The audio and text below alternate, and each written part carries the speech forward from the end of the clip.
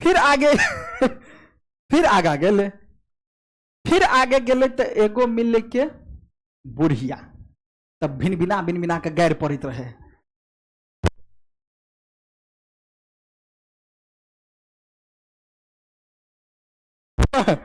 है ना, राजा ई है तो वो है, चपरचोना है, चाहे बकरचोना है, चाहे कुछ हो, मतलब गाली दे रही थी जे हमरा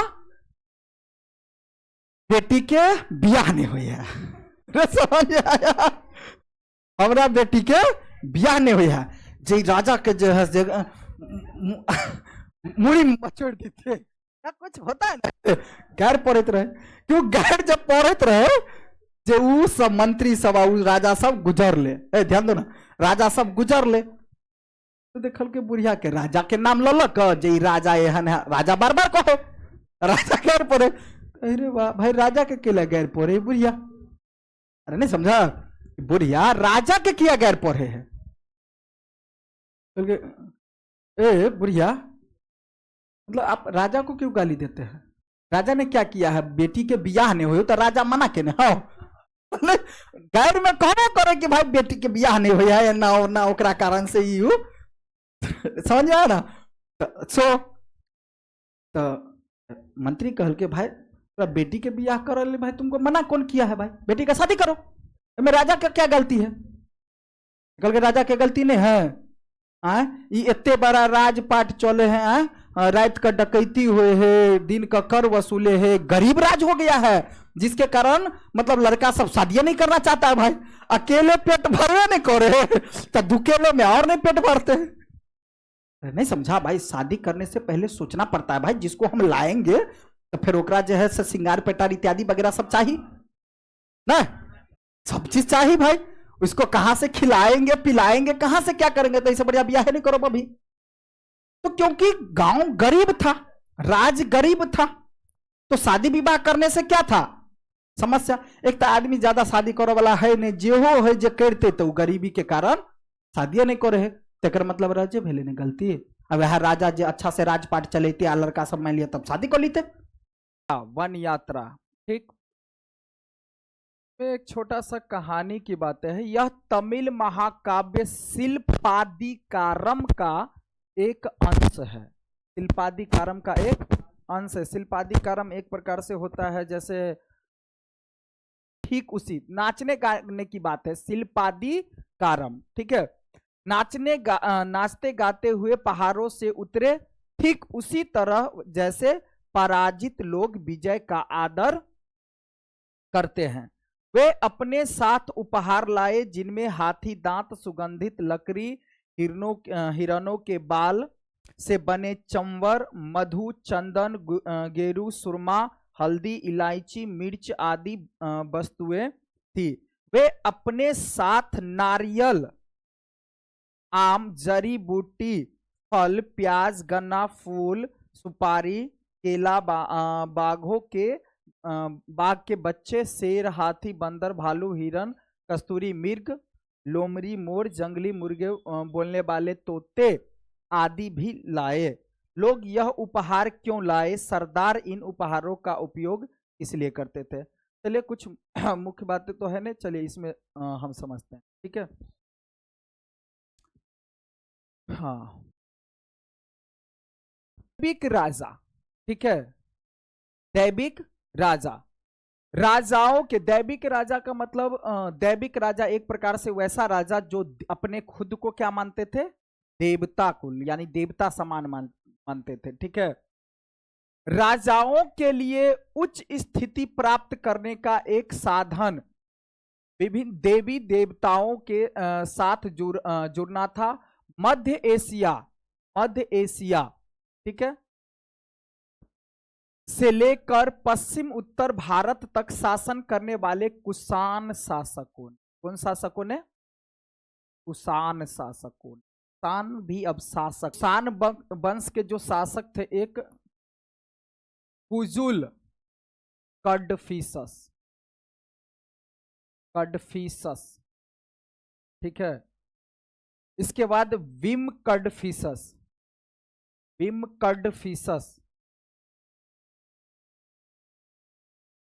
उसके बाद जो थे उसके बाद कनिष्क आए, ठीक है, और कनिष्क की कहानी हम लोग पढ़ेंगे, ठीक है। तो सबसे पहले छोटी सी कहानी हम लोग समझते हैं कि कुषाण शासक जो था, कुषाण वंश जो था, कुषाण शासक, कुषाण वंश कैसे आया। तो यहाँ जो सरदार है, यहाँ चेर सरदार है, वैसे इसमें दिए हुआ है पांडे सरदार, और भी कई बुकों में चेर सरदार सब दिया गया है, ठीक है। तो इसमें ये जो शिल्पादिकारम एक कहानी से छुपा हुआ है, उसका कुछ अंश बताया गया है। मतलब ये जो होता है ना, ये जो कुषाण शासक, ये इससे कहानी जो निकला हुआ है उसी का एक अंश है। मतलब एक एक जगह की कहानी जो जहां राजा हुआ करता था, ठीक है, एक कोबलन और कनग्गी। कौन? कोबलन, कोबलन और कनग्गी, कनग्गी, ये दोनों पति पत्नी थे, कोबलन और कनग्गी।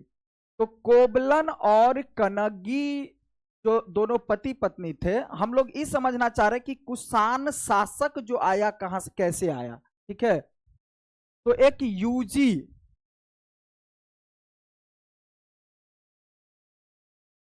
है ना, तो कोबलन और कनग्गी की कहानी है एक छोटी सी। कोबलन और कनग्गी दोनों पति पत्नी है, ठीक है। तो जिस तरह से हम लोग अभी देखे कि नाचते गाते हुए, शिल्प का दिकारम, ठीक है, नाचने गाने वाली, जो कथक इत्यादि जो हुआ करता था पहले, जो नर्तकी वगैरह सब जो है नाचने वाली, तो जाते थे और वहां नाचने वाली को देखते थे, जैसे कोठा ही समझ लिए अभी के समय में, समझिए, ठीक है, कोठा जो हुआ करता था। तो वहां जा करके कोबलन नाच देखने लगा। क्या देखने लगा? नाच। तो जब नाच देखने लगा तो नाचने वाली जो थी बहुत सुंदर थी। इसने क्या किया, उसी से प्रेम कर लिया, ठीक है। अब उससे प्रेम, अब जबकि इसकी पत्नी तो थी, उससे जा करके प्रेम कर लिया। कौन? मतलब उसका दीवाना हो गया कहीं ना कहीं, ठीक है। अब उसी के साथ अपना रहने लगा, पत्नी को छोड़ दिया, ठीक, और उसी के साथ रहने लगा। तो नाम का जो व्यक्ति था अपने पत्नी को छोड़ करके और किसके साथ? नाचने वाली के साथ रहने लगा। अब जब इसका पैसा खत्म हो गया तो नाचने वाली अपना किसी तरह से फिर रहा होगा, नाचने वाली फिर इसको क्या किया? भगा दी इसको। मतलब जब तक पैसा था तब तक रख दी, उसके बाद क्या की? इसको भगा दिए। जब भगा दिए तो फिर जाकर के ही अपना किसके पास आया? कनग्गी के पास, मतलब अपनी पत्नी के पास। थी तो पत्नी होती है जो माफ कर दिया अपना। अब भोगले कथी? गरीब, क्योंकि भाई पैसा वगैरह था तो सब तो लुटा रहा था उस पे, ठीक है। तो गरीब हो गया तो इसके पास कुछ खाने पीने के लिए ज्यादा कुछ नहीं रहा, तो इसने अपना क्या किया? एक पायल दिया। क्या दिया? पायल जो होता है ना भाई, बेचा जाता है पायल, पैसा लेकर के आओ, तो एक पैर का पायल इसको दे दिया, ठीक है। राजा, उत्तर के राजा के रानी के पायल कहीं ना कहीं खो गया था, तो लोगों ने इसको पकड़ लिया। किसको? नहीं, कनग्गी तो पत्नी रहे, कोबलन को। अब कोबलन को पकड़ लिया गया। क्या बोलते हैं उसको पकड़ने वाला सब नहीं रहता है, दरबारी सब, दरबारी सब नहीं रहा, सैनिक सब, तो वो पकड़ लिया। जब पकड़ लिया तो इसको दरबार में पेश किया गया। तो इनको सबको लगा, मतलब मंत्री लोगों को लगा कि भाई कोबलन जो है महारानी के पायल चोरा का भाई का बेचे चले, मतलब ऐसा कुछ हुआ। तो इसको क्या दे दिया? दंड दे दिया। पहले होता था कि अगर ज्यादा गलत में पकड़ा गया तो फांसी की सजा दे दी जाती थी, बात खत्म, ठीक है। तो इसको कहीं ना कहीं ऐसा सजा दे दिया कि इसकी मृत्यु हो गई। उसके बाद अब इसको पता चला होगा भाई, जब पता चला तो कनग्गी जो है राज दरबार में, राजा के दरबार में मतलब राज दरबार में गई और उसके पास एक पायल दो दी थी बेचने के लिए और एक पायल ऑलरेडी उसके पास था। तो दोनों मतलब वो पायल लेकर के गई एक पैर का। उसने कहा कि भाई देखिए जो पायल चोरी हुआ था वो आपका कोई दूसरा पायल रहा होगा, मेरे पायल से इस पायल को मिला लीजिए। जैसे पुराने जमाने में जो था बिंदी वगैरह मतलब पायल के कटिंग या वही पर जो मान लिया सिलता कथी जगह दे तारा टाइप के नहीं रहा मतलब, हाँ मतलब जो भी चित्र बनाया हुआ था उससे मिला लीजिए और जो इसमें डाला गया है जो चित्र वगैरह उसको और इसको मिला लीजिए तो कहीं ना कहीं एक जैसा मिलेगा, तो ये मेरा पायल है। ठीक है। अब उस समय में बेचारा राजा सब जो होता था जैसे सरकार है प्रूफ क्यों मांग करता है उतना, इसीलिए कि गलती से कहीं इसको सजा ना हो जाए। तो राजा साहब उस समय में तो इसको सजा दे दिया। अब बेचारा को जब इस बात का पता चला कि ये जो पायल था वास्तविक रूप से महारानी का नहीं बल्कि कनग्गी का था, तो राजा साहब खुद शर्मिंदगी महसूस करके और वो भी अपना प्राण त्याग दिया। तो ये बच गई कौन? कनग्गी। तो कनग्गी कहीं ना कहीं एक यूजी कहा जाए, यूजी। ठीक है। अब ये जो है यूजी मतलब एक वंशज ही होता है, मतलब वंश के ही। अब यहां से दो पार्टों में बटा हुआ था, एक जो ज्यादा धनी मनी मतलब एक गरीब आएगो ज्यादा धनी मनी। तो फिर धनी मनी में भी जो है सो 5 प्रकार से बट गया, पहले बट जाता था आदमी सब वंशज। तो उसी में से ई जो है वहां से कहीं दूसरे जगह जाकर के अपना रहने लगी, मतलब आई। और जब ही आई तो इसी का ही कहीं ना कहीं यूची का वंश, इसी में एगो वंश है जो कनग्गी, और यही कनग्गी जो है वो कुषाण शासकों मतलब कुषाण वंश की रही है। तो कुषाण वंश कहीं ना कहीं यूजी से जुड़ा हुआ था, जिसमें 2 पार्ट बटा हुआ था, एक गरीब लोग और एक धनी मनी लोग। इसमें 5 प्रकार का था, उसमें से जो है एक कनिष्क वंश है। ठीक है। तो ये छोटा सा बात था, है ना। अब इस कनिष्क वंश का जो पहला शासक रहा है वो कौन रहा है? कुजुल कडफिसस। कनिष्क वंश का जो पहला शासक अगर 1 नंबर में पूछा जाएगा राजा, तो पहला शासक कौन था? कुजुल कडफिसस। उसके बाद जो आया कौन भाई? भीम कडफिसस। उसके बाद जो आया कौन आया भाई? कनिष्क। कौन? कनिष्क। और इस कनिष्क के बारे में हम लोग पढ़ेंगे, इसके बारे में हम लोग पढ़ते हैं। ठीक, चलिए।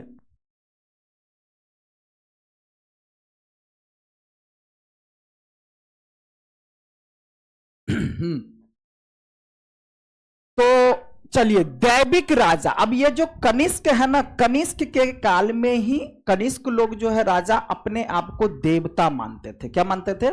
देवता, कि हम देवता हैं, मतलब देवता के पुत्र हैं। देवता नहीं मतलब देवता के पुत्र, तो देवता के पुत्र मतलब देवता ही हुए, मतलब हम लोग जो है देवताओं के पुत्र हैं।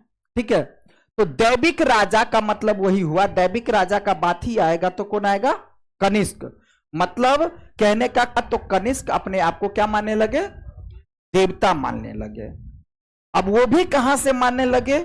जो एक चीन के जो राजा थे, सब दिया गया इसमें। चीन के राजा जो है अपने आप को क्या मानते थे? स्वर्ग देव, मतलब स्वर्ग यानी ईश्वर का ही पुत्र मानते थे। इसलिए वही से उसी से मोटिवेट करके प्रेरणा लेकर के कनिष्क भी अपने आप को क्या मानने लगे?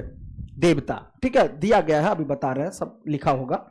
दैविक राजा, राजाओं के लिए उच्च स्थिति प्राप्त करने का एक साधन अलग अलग देवी देवताओं के साथ जुड़ना था। मतलब क्या? राजाओं के लिए उच्च स्थिति प्राप्त करने का एक साधन अलग अलग देवी देवताओं के साथ जुड़ना था। मध्य एशिया जो कजाकिस्तान, किर्गिस्तान करके, यूजिस्तान करके, ठीक है, तुर्कमेनिस्तान करके, ये सब जो आएगा तो समझ जाइएगा आप मध्य एशिया के अंतर्गत आता है। इसमें हालांकि चित्र अभी दिया नहीं गया है, ठीक है, इसका चित्रण, लेकिन है, ठीक है। एक मिनट हम इसमें नहीं दिया गया है वैसे, आप लोगों को आगे जाइएगा तो ये सब पढ़िएगा, लेकिन चित्र द्वारा भी दर्शाया गया, ठीक है। तो कजाकिस्तान है, किर्गिस्तान है, ठीक है, यही ना है, ठीक है, यूजिस्तान है, ठीक है, तुर्कमेनिस्तान है। 4 कम से कम क्षेत्र इसके अंतर्गत आता है। किसके अंतर्गत? मध्य एशिया के अंतर्गत। मध्य एशिया में ये सब क्षेत्र आता है, ठीक है। तो जब ये मध्य एशिया आएगा तो जो भी हम नाम बोले ना, कजाकिस्तान, ये सब जो है उसके अंतर्गत आएगा, ठीक है। तो मध्य एशिया से लेकर पश्चिम उत्तर, पश्चिमोत्तर का मतलब पश्चिम और उत्तर, ठीक है, भारत तक शासन करने वाले कुषाण शासक ने, देखिए अब मैं मतलब कहने कि कुषाण शासक जो था, अब ये तो हम बताए कि यूची से आया कौन? कुषाण वंश। किस तरह से आया तो बता ही दिया, छोटा सा एक कहानी है ना। तो कुषाण शासक जो है मध्य एशिया, जो भारत में जो मध्य एशियाई सब जो क्षेत्र बोले हम, कजाकिस्तान वगैरह, ठीक है, यूजाकिस्तान वगैरह, तो इसमें जो है कहां से? मध्य एशिया से लेकर क्या पश्चिम उत्तर भारत तक शासन करने वाले कौन थे? कुषाण शासकों ने। और ये कुषाण शासक जो बात करेगा तो ये प्रथम शताब्दी ईसा पूर्व, मतलब 78 ईस्वी में, ईस्वी पूर्व में, ईस्वी पूर्व की बात है। जब ये 1 शताब्दी कहल के, तो 1 शताब्दी के मतलब 1 ईस्वी से लेकर 100 ईस्वी तक के बात होते ना, भले ने प्रथम शताब्दी, शताब्दी का मतलब तो समझान थे क्या कि 1 ईस्वी से लेकर, हाँ 1 ईस्वी नहीं, पीछे का जो है मतलब 100 ईसा पूर्व से लेकर के साइड ना माइनस फिर आएगा, ठीक है, 1 ईस्वी तक, तो ये हो जाएगा क्या? प्रथम होगा कि नहीं होगा? अब फिर 1 यानी 1 साल, 2 साल, तीसरा साल लौकर 100 साल तक में ई जो आ जाएगा, क्या आ जाएगा, है ना। तो यही 78 ईस्वी की बात है ये, ठीक है, ईस्वी पूर्व, कि कुषाण शासकों ने लगभग प्रथम शताब्दी ईसा पूर्व से प्रथम शताब्दी ईस्वी तक, प्रथम शताब्दी ईसा पूर्व से लेकर क्या प्रथम शताब्दी, तो प्रथम शताब्दी भी दिया, प्रथम शताब्दी ईसा पूर्व भी दिया।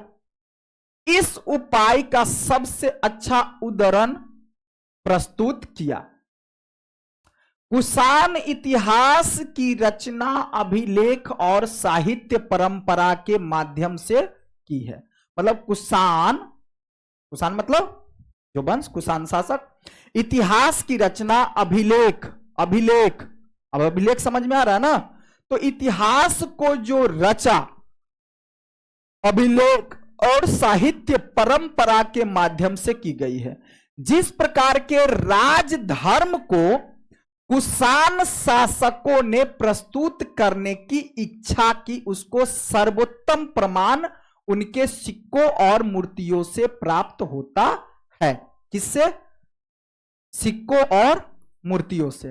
उत्तर प्रदेश में मथुरा, जो उत्तर प्रदेश है, यूपी के पास माट के एक देव स्थान मतलब देवताओं का स्थान पर कुषाण शासकों के विशाल काय मूर्तियां लगाई गई थी। मतलब सीधी सी बात कहा जाए तो समझिए बातों को कि कुषाण वंश के शासक कौन? पहला शासक कौन? कुजुल कडफिसस। कौन? कुजुल कडफिसस। और दूसरा शासक कौन? भीम कडफिसस। और तीसरा शासक कौन?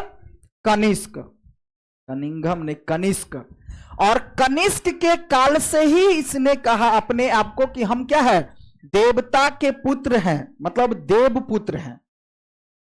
उसका प्रमाण देने के लिए कनिष्कों ने क्या किया कि यूपी में मथुरा के पास एक देवकुल बना दिया गया। देवकुल, देवकुल कहा जाए तो मतलब जैसे मंदिर होता है ना, मंदिर, तो हम लोग मंदिर में भगवान का मूर्ति रखते हैं ना, तो देवकुल एक मंदिर बना दिया गया यूपी में, और तब वहां बना करके और उसमें भगवान का मूर्ति नहीं डाल करके बल्कि अपना मूर्ति डाल देते थे कि हम लोग देवता के पुत्र हैं। कहने का मतलब यह हुआ कि कुषाण वंश अपना मूर्ति डाल देते थे। ठीक है, शासकों की विशालकाय मूर्तियां लगाई गई। वही देखो, शासक की विशालकाय मूर्ति लगल के मतलब शासकों का मूर्ति लगाया गया, भगवान का मूर्ति नहीं। अब अफगानिस्तान के एक देव स्थान पर भी इसी प्रकार, अब अफगानिस्तान जो पाकिस्तान, इसमें भी देव स्थान पर भी इसी प्रकार की मूर्तियां मिली। तो इसका मतलब तो यही प्रमाण हो रहा है भाई कि कहीं ना कहीं कुषाण वंश अपने आप को देवता मानते। कुछ इतिहासकारों का कहना है, इतिहास जो लिखते हैं, मानना है कि इस मूर्तियों के जरिए कुषाण स्वयं को, देखिए इस मूर्ति के जरिए कुषाण स्वयं को क्या मानते थे? देवतुल्य। देवतुल्य का मतलब देवताओं से तुलना करते थे कि हम भी देवता के ही पुत्र हैं, देवता ही हैं। उन चीनी शासकों, देखिए वही बात जो हम बोले थे। अब ऐसा क्यों करते थे, किससे प्रेरणा उसको मिली? तो चीन के जो शासक मतलब चीन के जो राजा थे उससे प्रेरित हो करके, जो स्वयं को चीन के राजा क्या मानते थे? स्वयं को स्वर्ग पुत्र मानते थे। स्वर्ग पुत्र का मतलब भी होता है ईश्वर का पुत्र। तो चीन के शासक अपने आप को क्या मानते थे? ईश्वर के पुत्र, मतलब भगवान के पुत्र। उसी से प्रेरित होकर के भारत के जो शासक थे, कौन? कुषाण वंश जो थे, कनिष्क, उस सब भी जो है अपने आप को क्या मानते थे? देवपुत्र। अब समझ में आया, बात समझ में आ गया।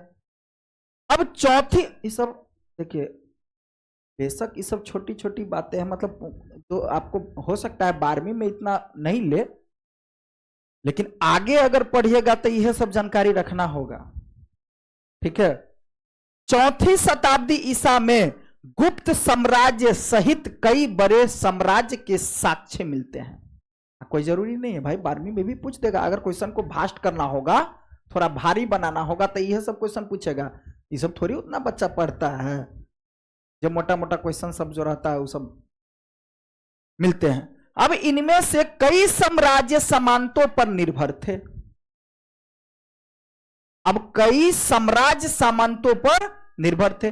अपना निर्वाह स्थानीय साधनों, अब अपना निर्वाह, निर्वाह मतलब समझ में आ रहा है ना, मतलब पालन पोषण इत्यादि वगैरह, अपना निर्वाह स्थानीय साधनों द्वारा करते थे, जिसमें भूमि पर नियंत्रण भी शामिल होता था, कि जो भूमि पर नियंत्रण होता था।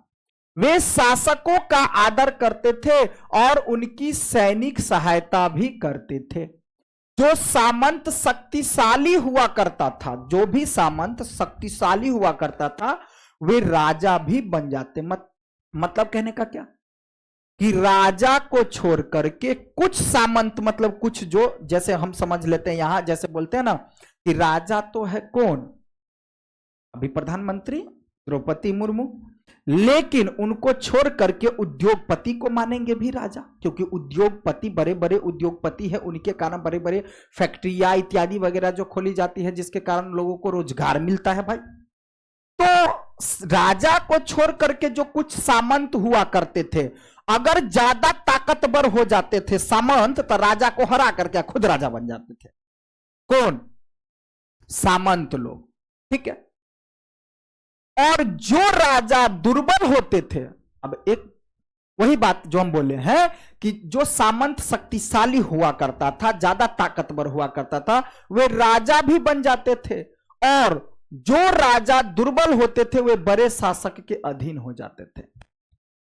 बड़े शासक के अधीन का मतलब क्या? कि जो राजा कमजोर, दुर्बल का मतलब कमजोर, ज्यादा ताकतवर नहीं हुआ करता था, तो जो बड़ा शासक होता था वह उसके अधीन हो जाता था। जैसे हम बता रहे हैं, बार बार पढ़ा रहे हैं कि सिमरी का राजा है कोई ताकतवर, जफरा का राजा कमजोर है। ठीक है, तो अब जफरा वाले राजा को क्या करेगा भाई? दुर्बल है तो उसको क्या करेगा? अपने अधीन बना लेगा ना, कि तू मेरे अनुसार चल, ऐसे कर वैसे कर, है ना, इस प्रकार से।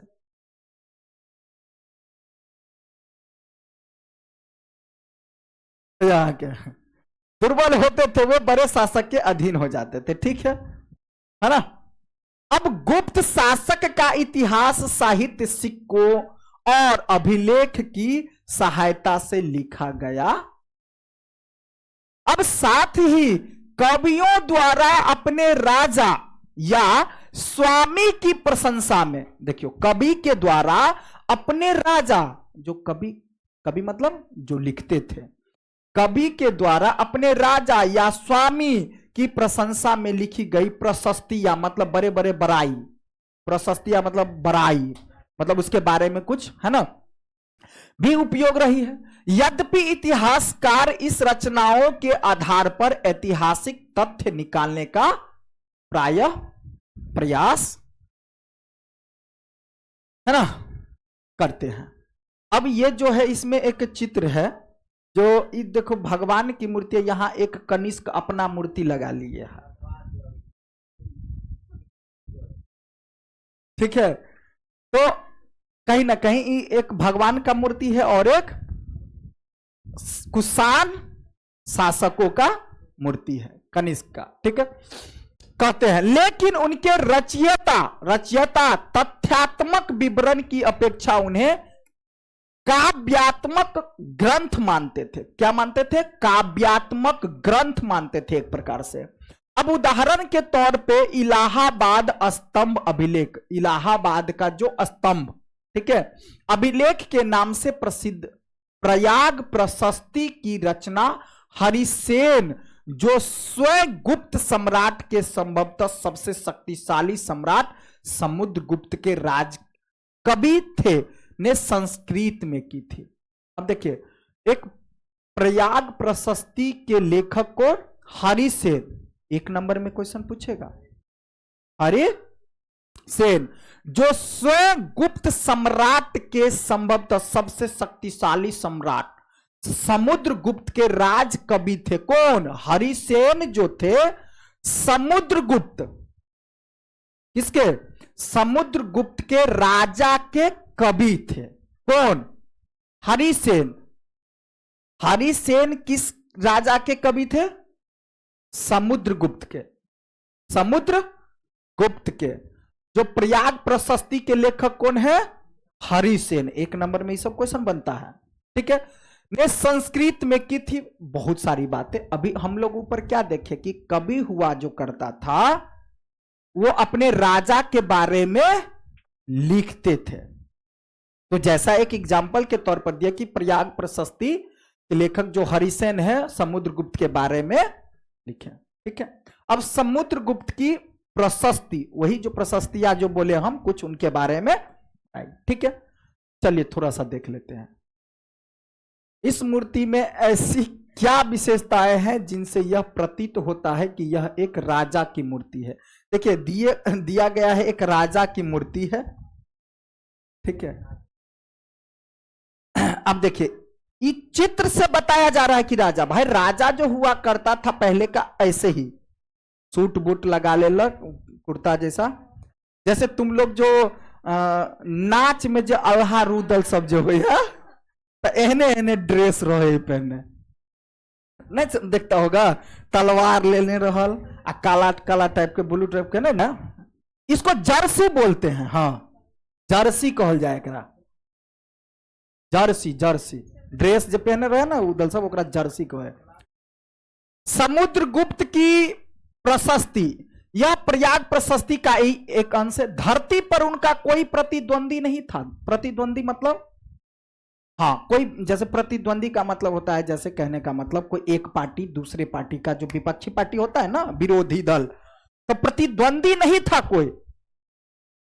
उनके गुणों और शुभ कार्यों से संपन्न उन्होंने अपने पैर के तलबे से अन्य राजाओं के यश को मिटा दिया। वे परमात्मा पुरुष है, साधु भले की समृद्ध और असाधु बुरे के विनाश के कारण है। वे अज्ञेय है, उनके कोमल हृदय को भक्ति और विनय से ही बस में किया जा सकता है। भक्ति और विनय से ही बस में किया जा सकता है। वे करुणा से भरे हुए हैं। वे अनेक सहर्ष गायों के दाता है जो गाय दान करते थे। उनके मस्तिष्क की दीक्षा दीन दुखियों, मस्तिष्क मतलब उसके माथे में हमेशा रहता था कि भाई दीक्षा दीन दुखियों, बीरहनियों, जो बीरहनियां जो होता है कमजोर, भूखमरी, लाचार व्यक्ति, पीड़ित असहाय व्यक्ति, उद्धार के लिए की गई है। वे मानवता के लिए दिव्यमान उदारता की प्रतिमूर्ति है। मानवता के लिए एक उदारता की, उदारवादी व्यक्ति है ना, जो प्रतिमूर्ति है। वे देवताओं में कुबेर, जो धन के देवता। देखिए अब यहां देवताओं में क्या क्या देवता, कनिष्क के शासक को तो जैसे कौन, इंद्र, जिसको बोलते हैं वर्षा के देवता, इंद्र भगवान को कहा जाता है ना भाई। धन की देवता कौन है, कुबेर। जैसे लक्ष्मी जी के जब पूजा करबे तो कुबेर रहे हैं, कुबेर को भी पूजा करना पड़ता है, ठीक है। और यम के देवता कौन, यानी यम जो है मृत्यु के देवता, यमराज के तुल्य, मतलब इन सब से तुलना किए हैं कौन, मतलब कनिष्क के शासक, मतलब कुषाण वंश के शासक कौन, कनिष्क वगैरह, ठीक है, मानते थे अपने आप को। चलिए अब एक गुजरात की सुदर्शन झील, कहा, गुजरात की सुदर्शन झील, थोड़ा सा बात पढ़ लेते हैं हम लोग। मानचित्र 2 में गिरनार ढूंढिए, गिरनार जो जगह दिया होगा, ठीक है, मानचित्र 2 में। सुदर्शन झील एक कृत्रिम जलाशय था, कृत्रिम जो बनाया गया जलाशय, जो जल जमाव था। झील मतलब जहां पानी जमा हो। हमें इसका ज्ञान लगभग 2री शताब्दी ईस्वी के संस्कृत के एक पाषाण अभिलेख, पाषाण मतलब पत्थर के जो अभिलेख, पत्थर पर जो, पाषाण मतलब क्या, पत्थर से जो बना होता था, अभिलेख से होता है। इस अभिलेख को शक शासक, जो शक संवत रुद्र दमन की उपलब्धियों के का उल्लेख करने के लिए बनवाया गया था। मतलब कहने का कि ये जो झील बनवाया गया था वो संस्कृत के एक पाषाण अभिलेख में इनको मिला, जो अभिलेख को शक शासक रुद्र दामन की उपलब्धियों का उल्लेख, मतलब उसके बारे में, उसकी उपलब्धियां के बारे में जो है उल्लेख के लिए बनवाया गया था। इस अभिलेख में कहा गया है कि जल द्वारों और तटबंधों वाली इस झील का निर्माण मौर्य मतलब समुद्रगुप्त मौर्य के द्वारा ही बनाया गया था। ये अगर 1 नंबर में पूछे तो ये जो सुदर्शन झील किसके द्वारा बनवाया गया था, समुद्रगुप्त मौर्य, ठीक है, कि एक स्थानीय राज्यपाल द्वारा किया गया था। लेकिन एक भीषण तूफान के कारण इसके तटबंध टूट गया, और जब भीषण जो एक तूफान वगैरह आया तो उसके कारण क्या हुआ, झील टूट गया। तो एक स्कंदगुप्त है, कौन, स्कंदगुप्त, जो स्कंदगुप्त के द्वारा क्या किया गया था, उसको फिर मरम्मत करवा दिया गया था, ठीक है। तटबंध, बात नहीं किया करो भाई, तटबंध टूट गए और सारा पानी बह गया। टूटने के कारण बताया जाता है कि तात्कालीन शासक रुद्र दमन ने इस झील की मरम्मत अपने खर्चे से, एक तो रुद्र दामन भी करवाया गया था और स्कंदगुप्त के द्वारा भी करवाया गया था, ठीक है। और इसके लिए अपनी प्रजा से कर भी नहीं लिया गया था। हालांकि स्कंदगुप्त के द्वारा भी मरम्मत करवाया गया था और रुद्र दमन के द्वारा भी मरम्मत करवाया गया था, और इसके लिए जो जनता से कर होता है ना, वो कर नहीं लेकर के खुद की पैसा से करवाया। इसी पाषाण खंड पर एक और अभिलेख जो लगभग 5वीं सदी की बात है, जिसमें कहा गया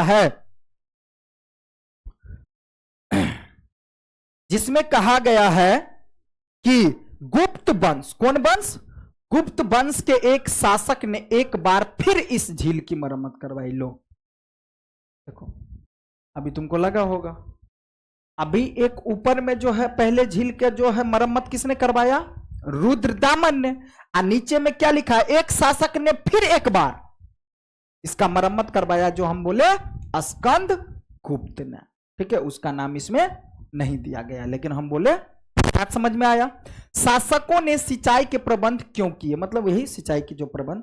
ठीक है, चलिए अब हम पढ़ते हैं बदलता हुआ देहात। देहात मतलब अपना घर आंगन, गांव घर। ठीक, चलिए अब जनता में राजा की छवि, बारीकी से समझना, इसको भी बहुत अच्छा है। जनता में राजा की छवि मतलब जनता में जो, देखो अब जो राज बदल देहात वाला बात जो आया, तो उस समय में जनता के मन में राजा के प्रति क्या बातें था, मतलब जैसे होता है ना कि हाँ ये राजा है, तो कुछ जनता राजा के प्रति अच्छा मानते, नहीं मेरे राजा भगवान है, ये है वो है ना। या कोई अगर राजा खराब रहता है तो उसको मान दिया जाता क्या कि जो है बिल्कुल राजा भ्रष्टाचारी है या फिर अत्याचारी राजा है, नाम देता है ना कुछ भाई। तो वही जनता के मन में, जो जनता में राजा की छवि कैसी थी, राजाओं के बारे में प्रजा क्या सोचती थी, इसके बारे में हम लोग जानेंगे। स्वाभाविक है, स्वाभाविक मतलब एक वास्तविक है कि अभिलेखों से सभी जवाब नहीं मिलते, बात तो सही है। जो भी इतिहासकारों ने यह बात लिखा है, अभिलेख से सारी बातें थोड़ी मिल पाता है। ठीक, लेकिन फिर भी देखो बताया गया है, स्वाभाविक है कि अभिलेखों से सभी जवाब नहीं मिलते हैं, वस्तु तो साधारण जनता, जो जनता है द्वारा राजाओं के बारे में अपने विचार और अनुभव के विवरण कम ही छोड़े गए हैं। मतलब कुछ राजा के बारे में जो जनता है ना, वो क्या क्या विचार छोड़े हैं सो देखो। फिर भी इतिहासकारों ने इसका निराकरण करने का प्रयास किया और क्लियर किया कि क्या चाहता था जनता, मतलब क्या विचार था जनता के मन में राजाओं के प्रति। किसने प्रस्तुत किया, इतिहासकारों ने।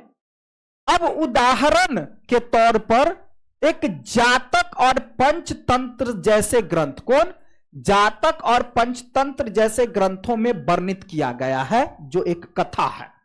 कथा की समीक्षा करके इतिहासकारों ने पता लगाया, किसके जरिए, पंचतंत्र और जातक में जो बात लिखा गया, जैसे हम बोलते हैं रामायण महाभारत किताब जो होता है ना, तो इसे ही यह एक किताब था, उसके जरिए इतिहासकारों ने समझा क्या, इनमें से अनेक कथाओं के स्रोत मौखिक किस्से कहानी है। देखो फिर एगो कहानी आएगा, सुंदर कहानी, किस्से कहानियां हैं जिन्हें बाद में लिपिबद्ध किया गया होगा। मतलब इसके अंदर जातक और पंचतंत्र के अंदर जो जनता के मन में राजा के प्रति क्या बातें था, क्या भावनाएं था, वो बात बताया गया है किस्से और कहानी के माध्यम से, जो बाद में लिपिबद्ध किया गया। उसको उस समय की लिपि को नहीं समझा जा सका तो लिपिबद्ध किया गया होगा।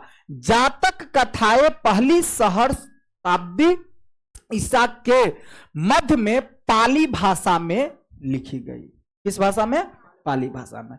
एक अब ये तो बात बताया, इस सब से हमको यह पता चला, इससे क्या पता चल रहा है इतना पढ़ने से, कि जनता के मन में राजा के प्रति क्या भावनात्मक, क्या बातें था, क्या विचार था, यह बात जो है जातक और पंचतंत्र वाले किताब ग्रंथ में बताया गया है।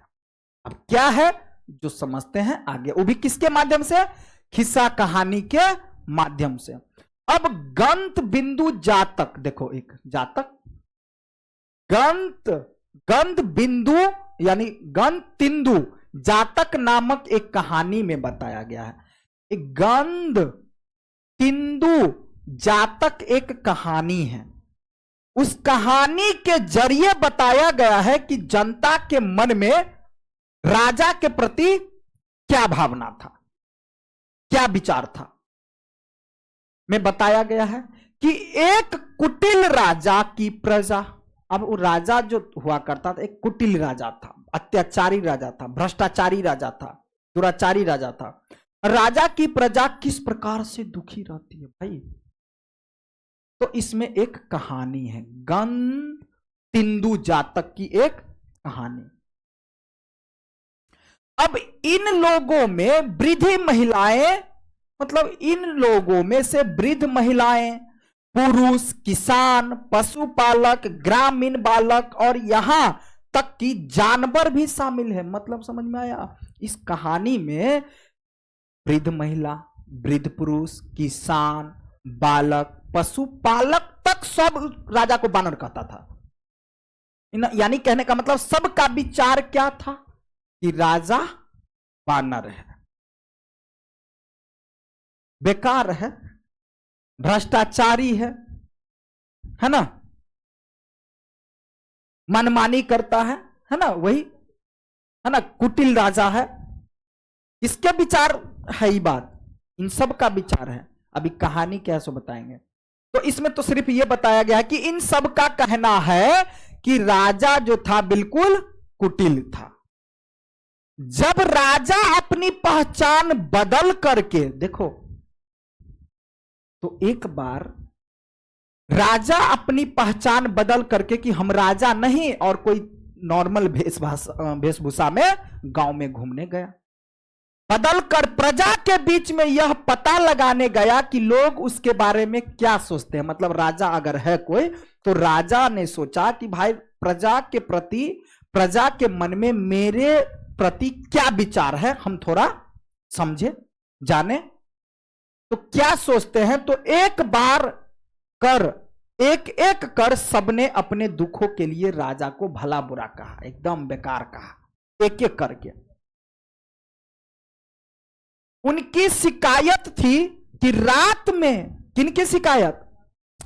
भाई जनता की शिकायत थी राजा के प्रति कि ऐसा राजपाट चल रहा है कि रात में डकैत अबैहा चोरी करल और दिन में राजा खुद और मंत्री के भेज कर डकैती करवा। मतलब क्या कि एक तो ऐसा राजपाट है, हम किसी तरह से सुरक्षित नहीं है। वहां के सभी लोग बोले, जनता, कि यहां जो है हम सभी लोग सुरक्षित नहीं है। क्यों नहीं सुरक्षित है भाई?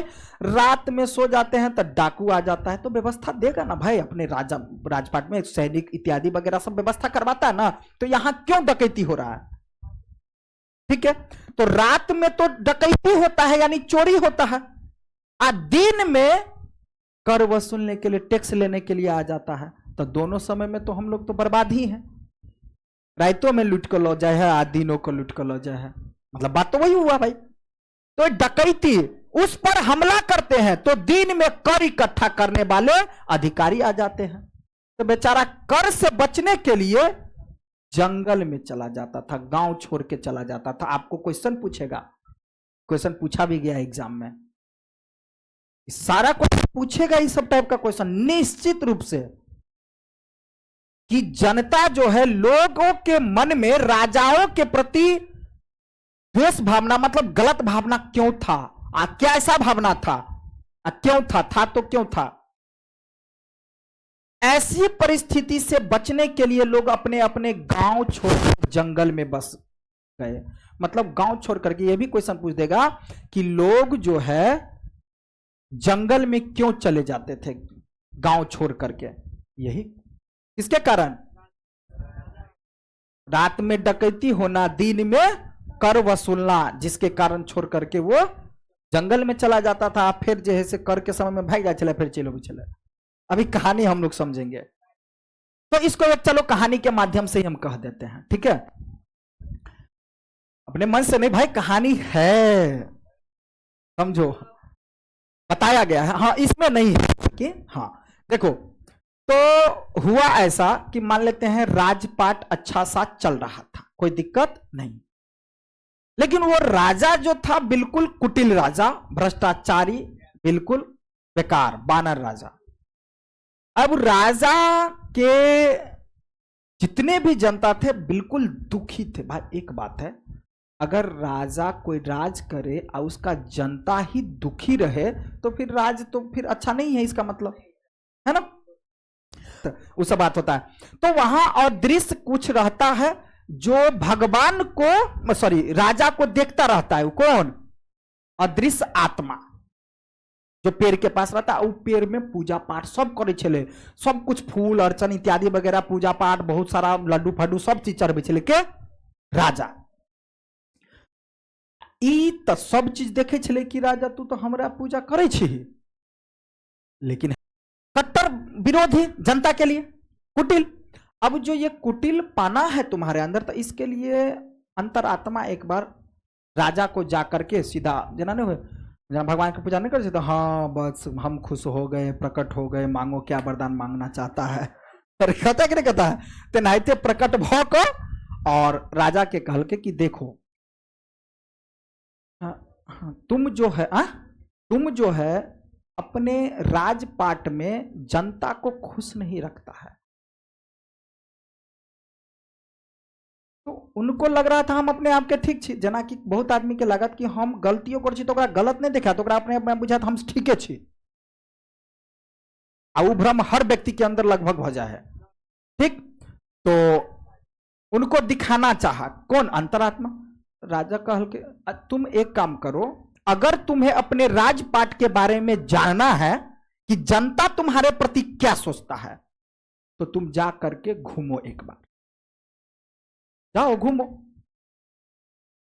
कल के ठीक है, मंत्री के साथ राजा तो ना जाते नहीं, लेकिन मंत्री के साथ वेशभूषा बदल करके, तब वेशभूषा बदल करके गए तो लोगों के बारे में की सब बात ले से तक, तो वेशभूषा बदल करके नॉर्मल एगो व्यक्ति बनकर, राजा ने बनकर मंत्री के साथ साथे साथे क्या गए आत्मा भी वो दिखाई ने, लेकिन साथे साथे अपन चल जाते रहे बड़चिकन। तो एक बात तो हमको पता है कि यहाँ जो कुषाण वंश के समय में जो चल रहा, मतलब जो राजा जो था कुटिल राजा था, तो लोग क्या करता था, रात में तो मान लो कि डकैती होता था, आज दिन में कर वसूलता था। तो कर वसूलने के डर से ना जनता दिन में जंगल में भाग जाता था, आ जब बुझे छले कर वाला के टाइम भ गए तब बेरिया में अबे छले। अपन बात समझ में आया? तो एक समय था कि राजा साहब जा रहे थे, यह बात लिखना भी है तुमको, कोई दिक्कत नहीं है, सुनो कहानी अपने मन से लिख देगा। तो राजा साहब जब जाई छले, तो उस जाते वक्त में एक कौन मिला? बूढ़ा व्यक्ति के बूढ़ा व्यक्ति। वो बूढ़ा व्यक्ति जब मिला तो बूढ़ा व्यक्ति ने क्या सोचा, सुनो।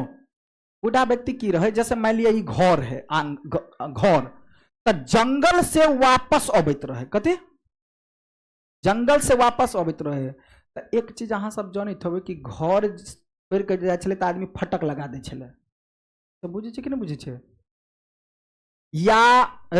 या कुत्ता बिलाई जंगल इत्यादि वगैरह नहीं जाता, कितने आदमी पार नहीं करे के लिए कांटा कुछ सब धो दी छले, तो बुझे छे कि नहीं? अभियो जना खेते पथार में कांटा सब नहीं लगा दे ताकि पार नहीं करे, तो ई की रहे लगे ने कांटा रहे लगे ने के बूढ़ा व्यक्ति। तो ई जा लगले अंदर, कि कांटा के जे हटावा लगले अंदर जा लगले से ओकरा कांटा गेले गैर केकरा? बूढ़ा व्यक्ति के, बुढ़वा के कांटा गिर गेले। जब ये बुढ़वा के कांटा गिर गेले तो ओते रहे के आदमी सब, राजा मतलब नॉर्मल आदमी बन के आल रहे राजा। तुम सुन रहा है बात को? अभी कथी का लिख रहा होता?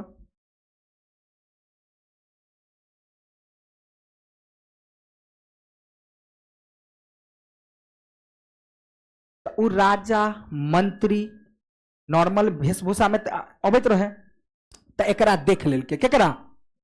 बुढ़वा के कांटा गरल। तो बुढ़वा के जे कांटा गरले ने तो गाड़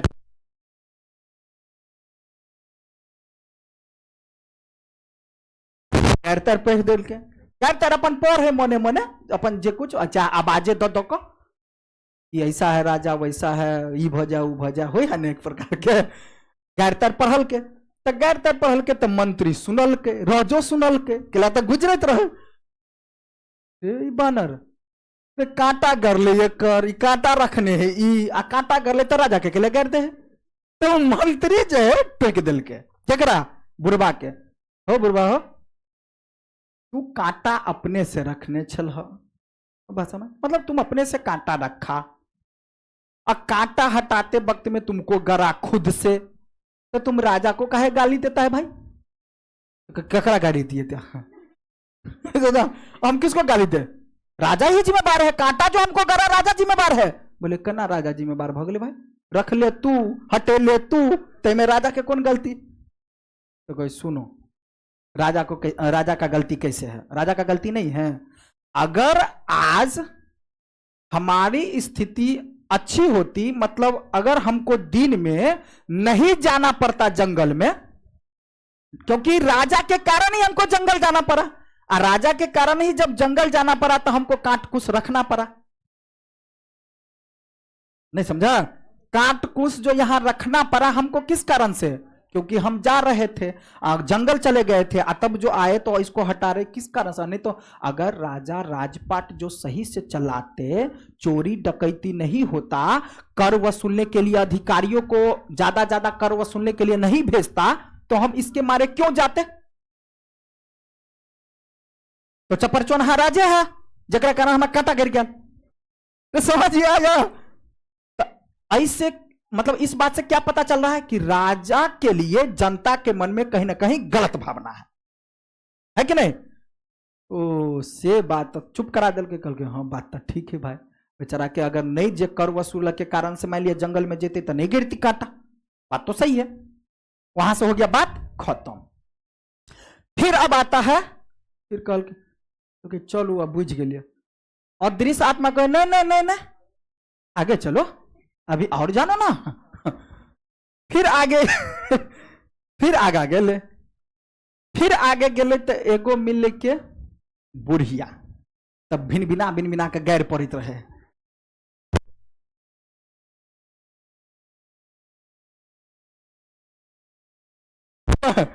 है ना?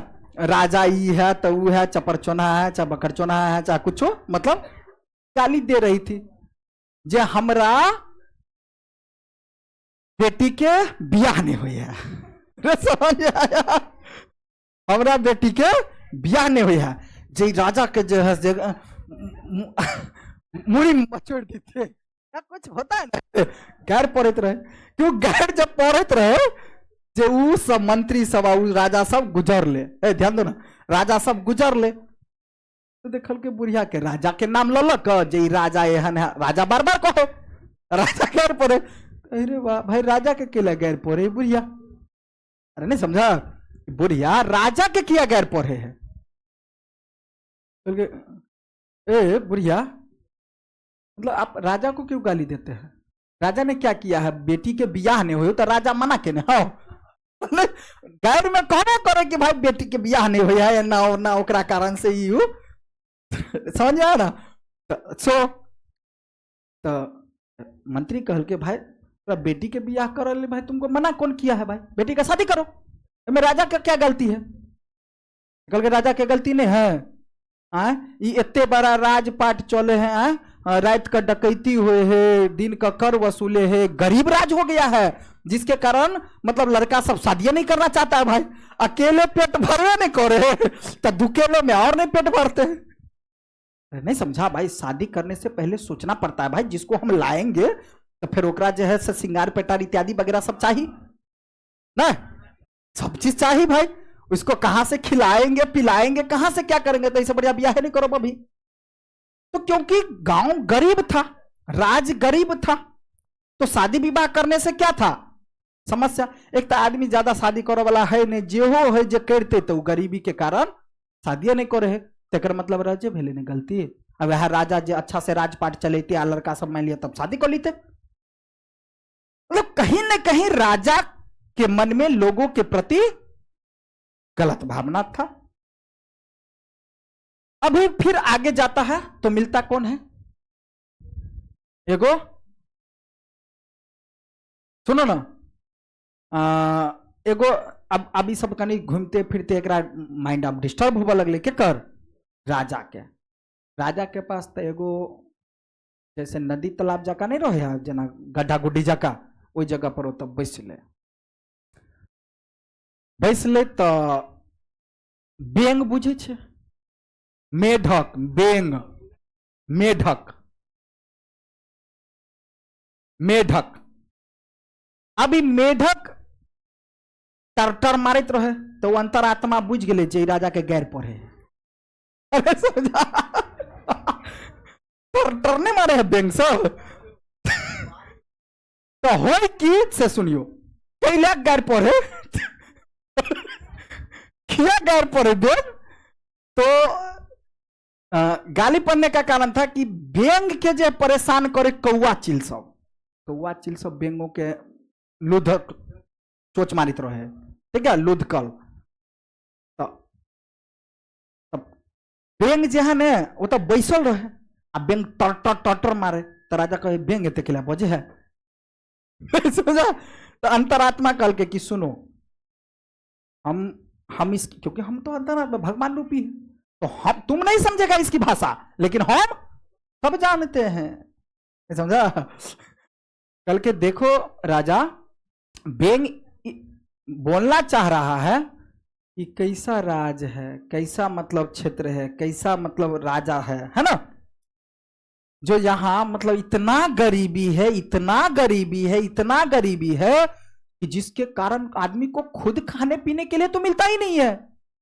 तो हम कौआ मैना जे खाए कथी से, हमरा अहाँ से, जो हम अहाँ एगो भात गिर गए, कुछ दाना गिर गए नीचा में न, या मान लिया बहुते खा ले तो कहीं बच गए तो फेंक दे छिए, ऊपर फेंक दे छिए, हो या ना एक प्रकार से। लेकिन जब गरीबी है तुम्हारे अंदर, तुम एको गो दाना जब गिर रहते हो हंसुत का खा लेगे। अरे होता कि नहीं होता है? तो इतना गरीबी है इस क्षेत्र में कि कौवा चिल को खाने पीने के लिए कुछ मिलवे नहीं करता है, तो वो आब का हमरे क्या चाहे है, नहीं समझा, वो आब का हमरे क्या चाहे है भाई। क्या लौक जैसे अब देखो, अब अंतरात्मा कल के बानर राजा सुनो, तो आदमी कौओ बानर सब जो है से तुम्हारे प्रति गाली देता है। कल के अच्छा ना है। फिर थोड़े दूर गेले तो एगो किसान रहे। अब वो किसान खेत में हल जोत रहा था, हल जानता है ना, और बैल से। तो बैल के फार कहे है, ओकरा फार लाग जाए से, बुझी छे, जे प्यार में ना कटा, बुझे छे कि नहीं, फार लगना है। यादव छी तो नहीं बुझब है ना। तो कहे ना कि बैल के फार लाग गए से सब बुझे छे ना, मतलब बैल के प्यार जना के एना एना नहीं करत रहे है, उ जे एना के लोली जका रहे निकलल जैसे माइट उखरे, तो उ वाला धार वाला पड़ गए केकरा पर, बैल पर, खून बह गए, तो खून बह गए ओकरे कोई फार लगना है। तब फार लग गए तो वो किसान गैर पर है राजा के, क्या करा, राजा के गैर पर के राजा के गैर पर बार बार नाम ले, राजा ऐसा वैसा है, ये है वो है ये है। फिर गुजरत रहे, अरे वाह, देखल के कि कैला गैर पर है कि बैल के कटा गए तेला गैर पर है के राजा के। तो कहल के कि आप जो है राजा को क्यों गाली देते हैं भाई, आप हर बैल आप सही से नहीं जोते हैं, मतलब खेत जोत पाए हैं जिसके कारण से बैल को कटा गया, तो तुमको गाली मतलब राजा को काहे दे रहा भाई।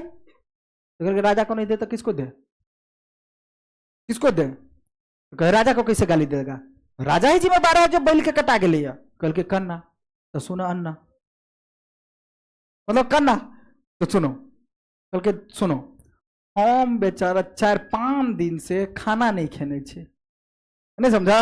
अब शरीर तरी जे लटुआ जाता है, बैल जोतबे जे खेत तक केना दन जोतबे ना भाई।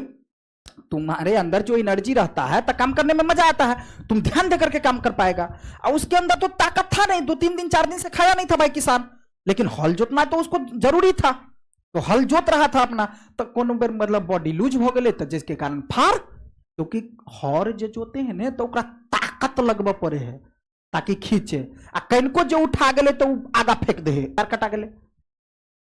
तो बताओ तो, अगर अभी जो राजा सही रहते, राजपाट जो सही चलता, तो फिर हमको क्या दिक्कत था भाई, हम खा पी के आयल रहती खेत जोता ला। आ जब खा पी के आयल रहती तो हम तो बमका देती खेत जोता में ना, तब कहीं लगा देती फार। तो कहीं ना कहीं तब जाकर के राजा को ऐसा हुआ प्रतीत कि वाह भाई, अंतरात्मा कह के कि देखा आदमी भी परेशान है तुमसे, तुम्हारे राज्य में, और कौवा मेना चील इत्यादि जानवर सब परेशान है तुमसे। मतलब कोई जो है तुम्हारे राज्य में सुखी नहीं है, सब दुखी है तुमसे।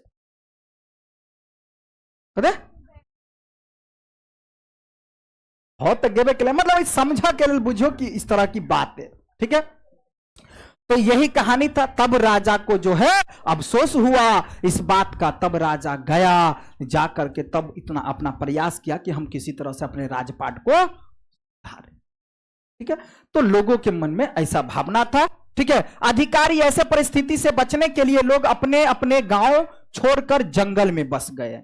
ठीक, जैसा कि इस कथा के से पता चलता है कि राजा और प्रजा विशेषकर ग्रामीण प्रजा के बीच संबंध तनावपूर्ण रहता था। क्वेश्चन पूछा जाता है कि राजा और प्रजा के बीच जो संबंध था कैसा संबंध था, या तनावपूर्ण संबंध था, क्यों? तो तुम लिख देगा, आप परीक्षा में पूछो ये सब क्वेश्चन। ठीक है, क्योंकि शासक अपने राजकोष को भरने के लिए अपन राजपाट, लेकिन जनता के ख्यापी बकेलोल दुख तकलीफ, बड़े बड़े कर की मांग करते थे, जिससे किसान, बड़ा बड़ा कर मतलब ज्यादा टैक्स लोग मांगे छे, किसान खास तौर पर त्रस्त रहते थे बेचारा। इस जातक कथा से पता चलता है कि इस संकट से बचने का एक उपाय जंगल की ओर भाग जाना। इस कर से बचने का सिर्फ एक ही उपाय है कि जंगल की ओर दिन में भाग जाओ, इसलिए भाग जाता था।